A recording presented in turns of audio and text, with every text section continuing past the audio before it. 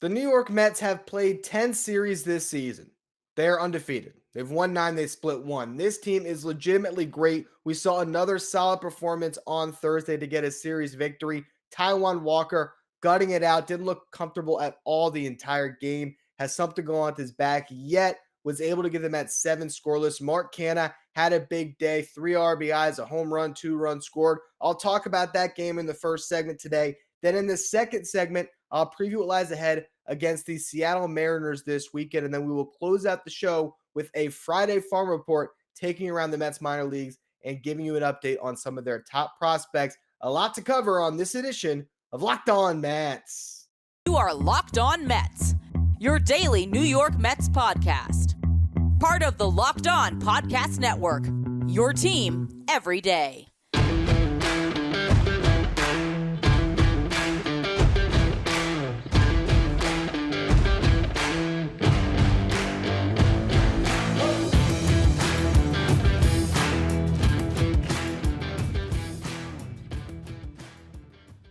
Hello to all you amazing Mets fans. You're watching Locked On Mets, part of the Locked On Podcast Network, your team every day.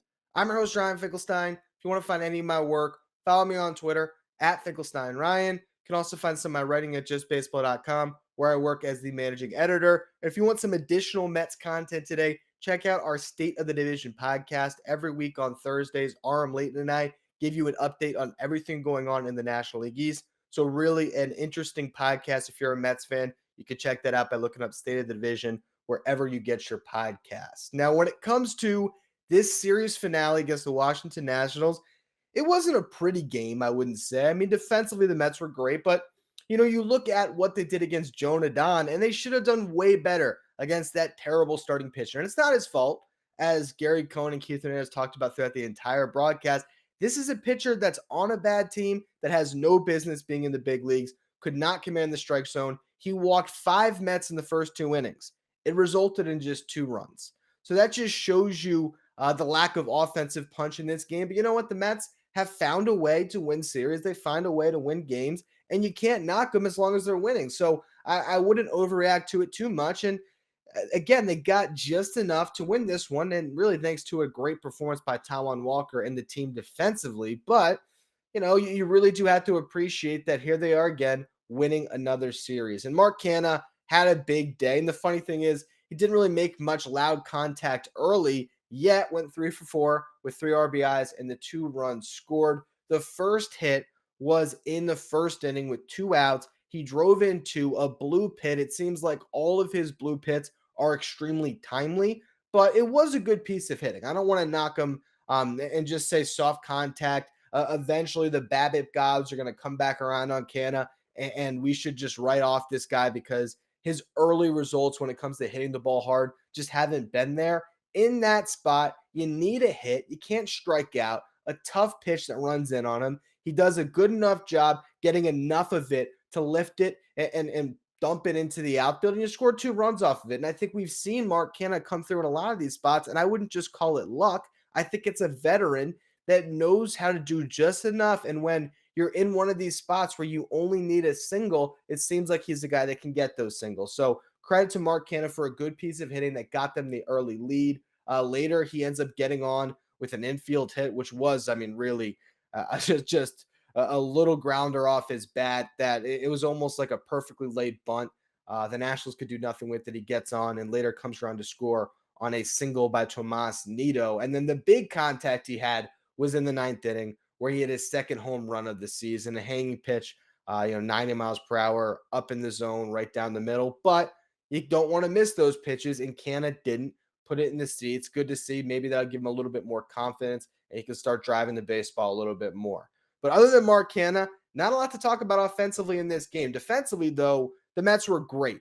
You saw Francisco Lindor and Jeff McNeil turning really good double plays. And there was one play in particular that really defined this game and the difference between these two teams. And that was in the 4th inning. So first, what you had was Juan Soto rips one off of the wall, just barely missed a solo homer. Brandon Nimmo, was trying to make a play on the ball that he really had no chance on. But Starling Marte did a fantastic job backing him up, able to field that ball cleanly off the wall and keep Soto to just a double instead of a triple. We saw Marte once again back up the next play and just show you what heads up good fundamental baseball does for you. It can add outs and it can win you ball games. And that's exactly what happened on this play. You had Josh Bell hit a grounder to Luis Guillorme at third. Guillorme did a great job noticing that Juan Soto had made a base running blunder. I mean, it's not like you can just credit Guillorme for this out. You really do have to,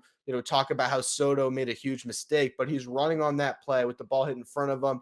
Guillorme notices it, gets him in a rundown. You end up with a play at third base where Taijuan Walker kind of levels Juan Soto, which was kind of funny to see. It did draw a reaction from Soto, but that's your first out. And then Josh Bell ends up coming around and trying to score. So he goes from first to second on that play. Walker sort of spikes it and tries to throw it to second. I don't know if it was intentional. I don't think he was, that he threw it away right into the waiting arms of Starling Marte, but it almost was like a set play. Like when you would, have first and third, and they don't do this much in the big leagues anymore. They did it all the time in travel, where you would have a set play where you would have the catcher throw through when someone was trying to steal second on first and third, and then your shortstop or your second baseman would come in and cut it off and then gun down the runner that might try to be advancing to the plate. That was almost how perfect this was executed for the Mets, where Walker throws one nowhere near the bag that gets into the outfield. Josh Bell doesn't even look to notice that Starling Marte was backing up the play, did a great job coming in on it, and then hit Francisco Lindor on a fly with a perfect throw that got Bell by, 5 steps. So just an incredible double play that the Mets turned. Really, it was heads up baseball by them, and the exact opposite of that from the Nationals. And that's why these two teams are on the opposite ends of this division. The one thing I will say too, I think moving forward, this should be the starting lineup when you have a Taijuan Walker on the mound or a David Peterson, one of these guys that pitches to contact, even Carlos Carrasco to a certain extent, because the Mets infield defense, when you have Luis Guillorme at third instead of Eduardo Escobar, that is a great improvement. And if you can go Guillorme, Lindor, McNeil, Alonso, or Smith over at first base, you're talking about 4 great defenders across the board.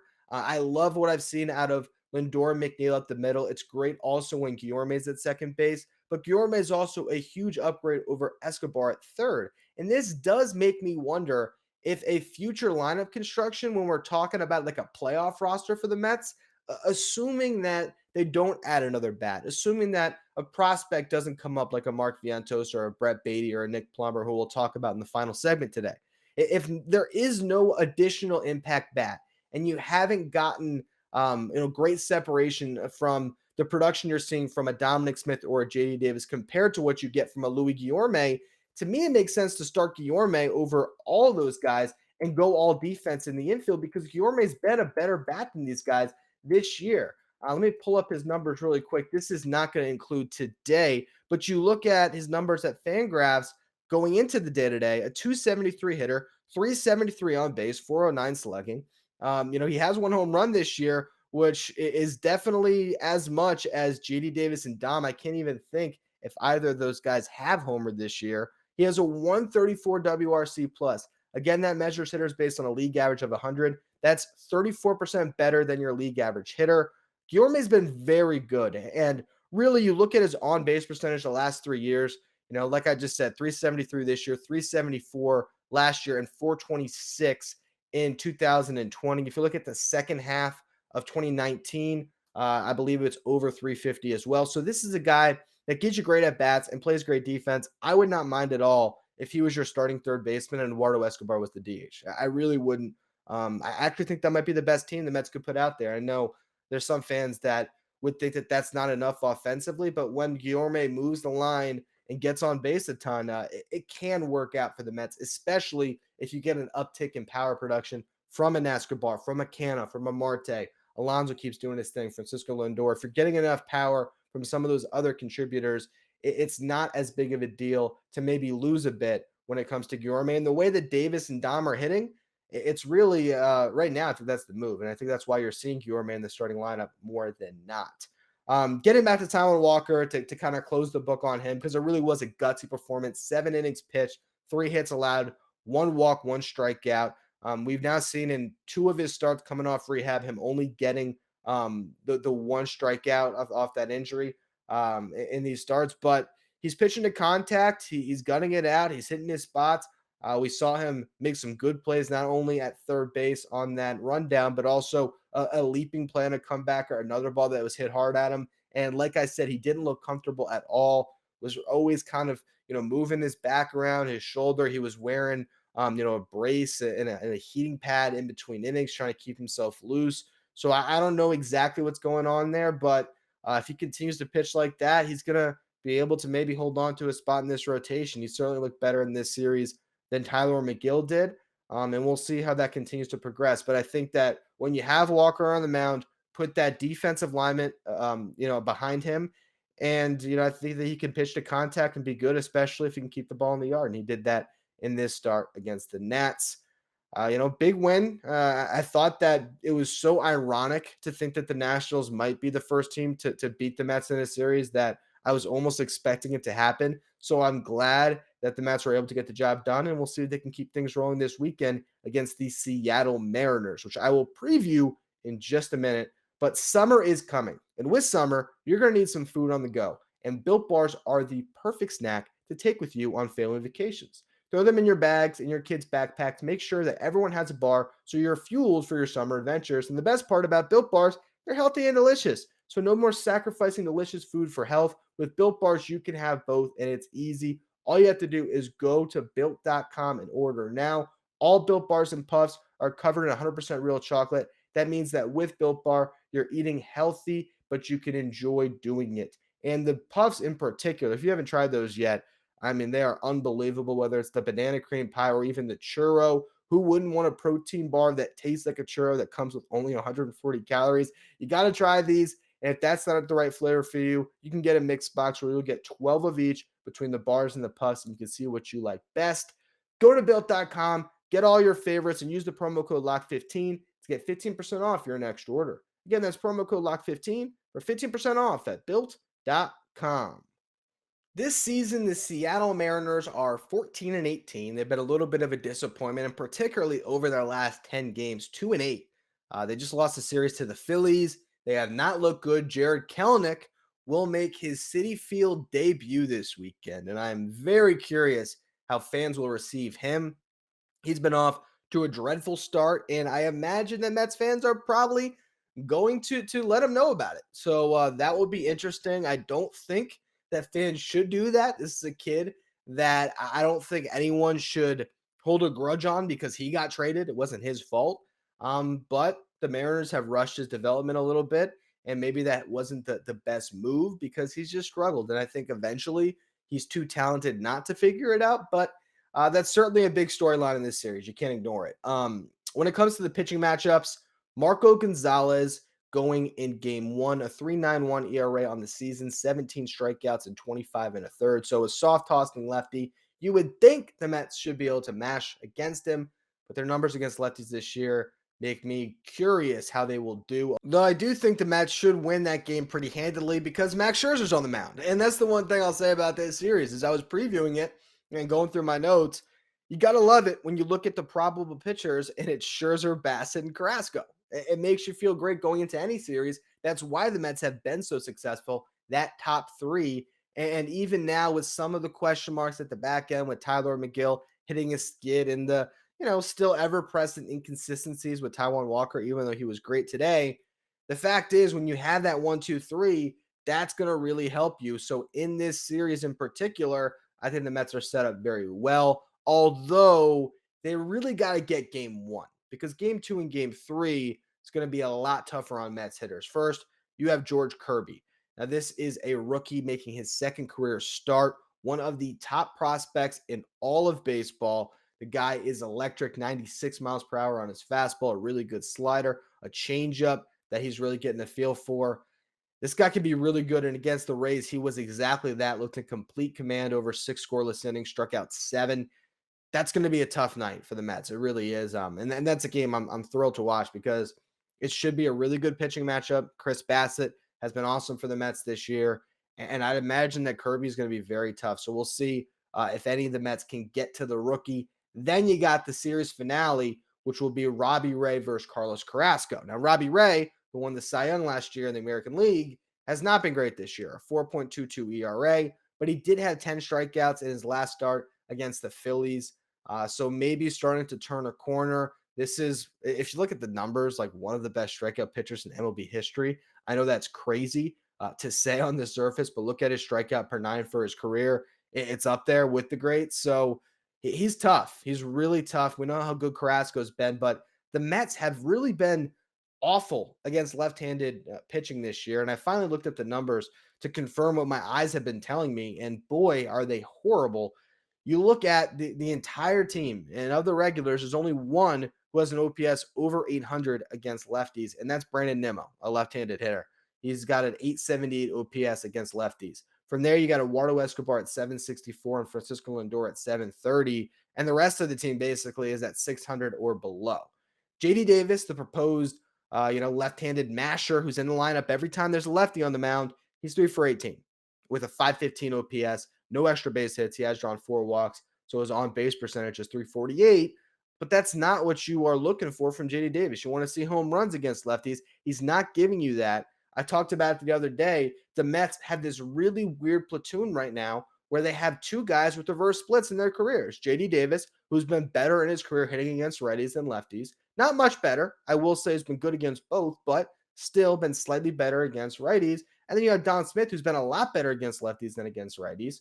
And yet they hit him the wrong way just because you want to get that lefty-righty matchup and the righty-lefty matchup. To me, you're ignoring the numbers, and it's pretty stupid, to be honest with you, that you're going to continue to, shield Dom from left-handed pitching when he's got reverse splits, and then you won't give JD Davis starts against right-handed pitching when he mashes against righties. Hopefully we're going to see a change. We've seen JD get a little bit more playing time lately. I think that's the move because I do think, as much as I love Dominic Smith, there is more upside right now with JD Davis's bat. But also, I look at the minor leagues, and I'm still kind of holding out hope that a Mark Vientos will stay hot, which we're going to talk about in a minute here. Or you could see a Brett Beatty rise to the system quickly, or even a Nick Plummer. Hell, even Daniel Polka has me looking at his stats every day because I'm curious what kind of power he could provide the Mets. I still wonder if any of those guys will eventually be the answer over Dom and JD. We'll see if one of these guys can kind of carve out that role and grab it at this stage in the season. Now you look at the other numbers against left-handed pitching. Pete Alonso, 4 for 23, 174 average. We know he's going to be better. Only 1 home run against lefties at this point. Mark Canha, a 579 OPS. Starling Marte and Jeff McNeil, 583. So all of the Mets guys just really aren't hitting against lefties, and you want to see more from the right-handed batters in particular. The Pete Alonsos, Mark Canha, Starling Marte, JD Davis. The switch hitters are doing decent with Escobar and Lindor, but overall, just this team has to do better against left-handed pitching. Their OPS as a team was below 650. I don't have it in front of me, but it was below 650, and against righties at 739. So that just shows you the drastic difference the Mets are seeing right now when they face righties. They're just a better team. And you're going against 2 lefties this weekend. That's why it's really important to get that first one against Marco Gonzalez when Scherzer's on the mound. And really, I think it's almost important to knock around Kirby, to be completely honest with you, because I think Chris Bassett can certainly outpitch a rookie. And if you can grab those first 2 games, you feel a lot better going into Sunday, because I got a feeling that Robbie Ray is going to rack up double-digit strikeouts against this Mets lineup. And I don't have a lot of confidence they would win a rubber match against Robbie Ray, even though Ray hasn't been great this year. But this Mets team has proven that they should not be doubted. They are still in first place. Let me actually pull up the standings one last time to lead you into your weekend happy before we talk about a farm report. 22-11 on the year, the New York Mets. 6.5 game lead over the Braves. 7 game lead over the Phillies and the Marlins. And why should I even mention it? But an 11 game lead over the Washington Nationals. They have this 3-game set at home against the Mariners. Then the Cardinals come into town for 4 before the Mets head on a West Coast swing where they will play the Rockies and the Giants. But now let's get into a Friday farm report. where I will give you some updates on the Mets' top prospects. Before we get into that, though, BetOnline.net is your number one source for all of your betting stats and sports info. Find all the latest sports developments, league reviews, and news, including this year's basketball playoffs and the Major League Baseball season.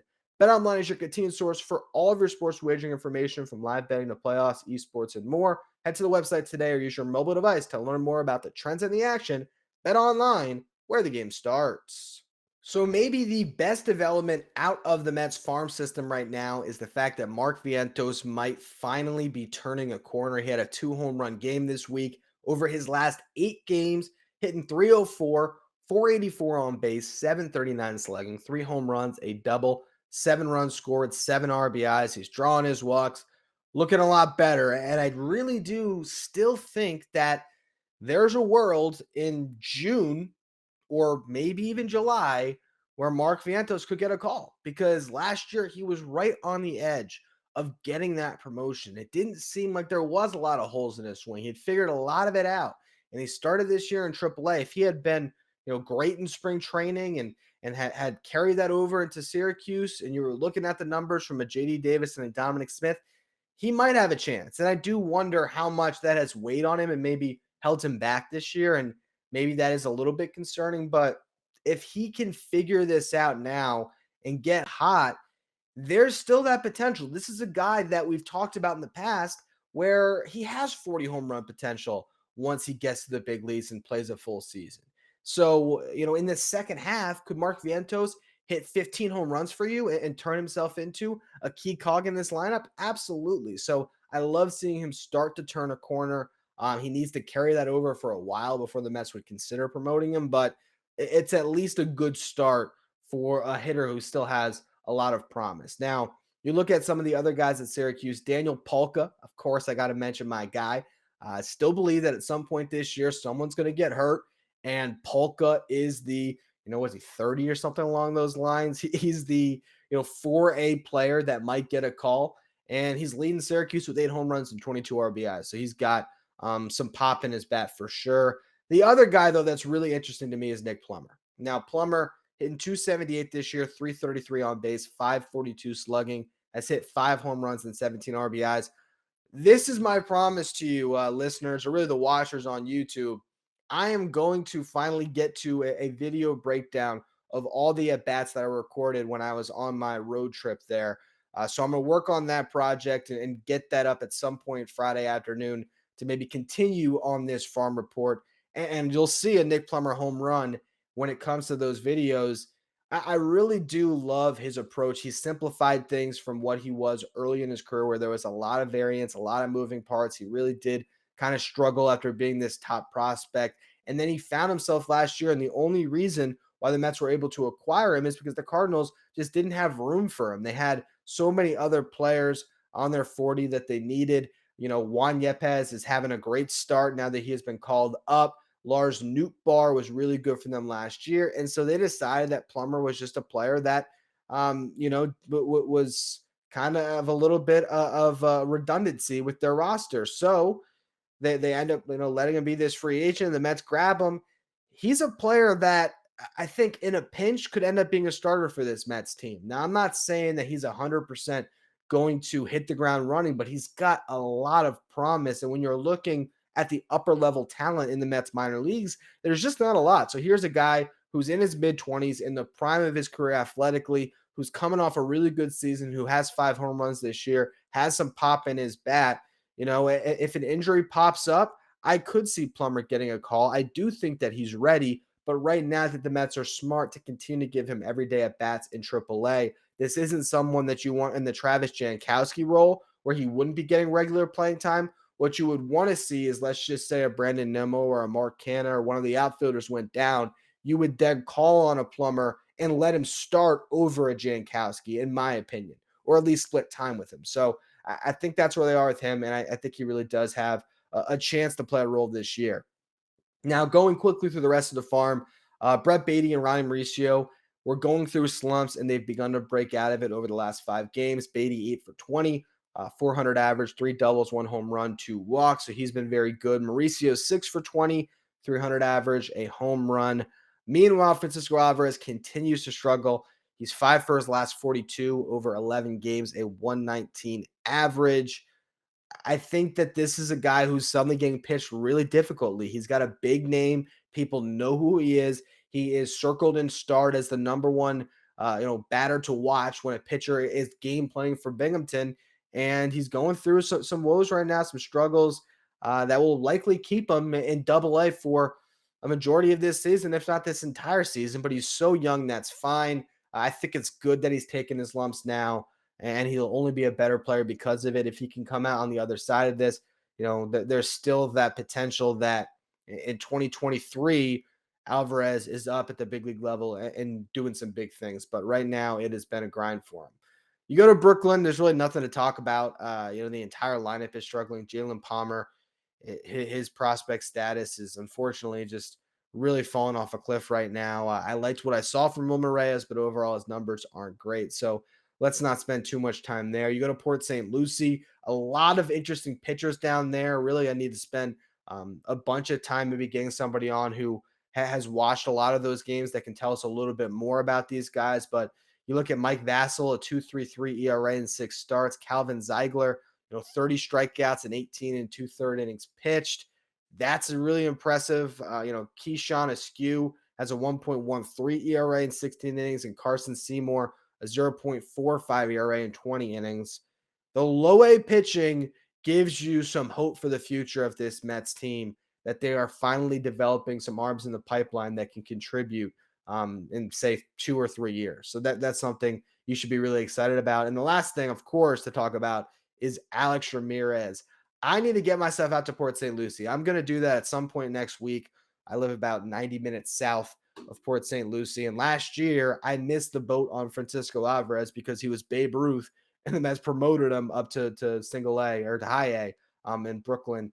And Ramirez is at that point where promotion could be in order soon. He's only 19. He just turned 19 in January. So I do think the Mets can absolutely take their time with him. But he's hitting 363, a 400 on base, 593 slugging, 9 doubles, 4 triples, 3 home runs. His WRC plus is 184. He's just looking like he is better than everyone in that league.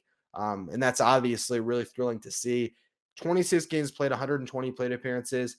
I would not be surprised if the Mets wanted to wait and give him like 50 games down there and get him over 200 plate appearances before calling him up. But if he stays red hot, they could just decide, you know what, let's see what he does against some better pitching and call him up to high A and let him finish out the year in Brooklyn and get him as many at bats at high A as possible so that next year, he could be primed to maybe earn a promotion to Double A. So a really exciting prospect. The chance for a 5-tool center fielder is something that fans should be thrilled about. Anyway, that's going to be all for today's edition of Locked On Mets this week on Locked On Mets. As always, if there's anything major that happens, like a no-hitter or something this weekend, I will hop on. So make sure you're subscribed on YouTube and following wherever you get your podcasts. As always, thank you for making Locked On Mets your first listen every day. Now for your second listen, check out Locked On MLB, hosted by Paul Francis Sullivan, but we call him Sully. Locked On MLB is where you want to go to stay up to date with everything going on in Major League Baseball. You follow Locked On MLB wherever you get podcasts.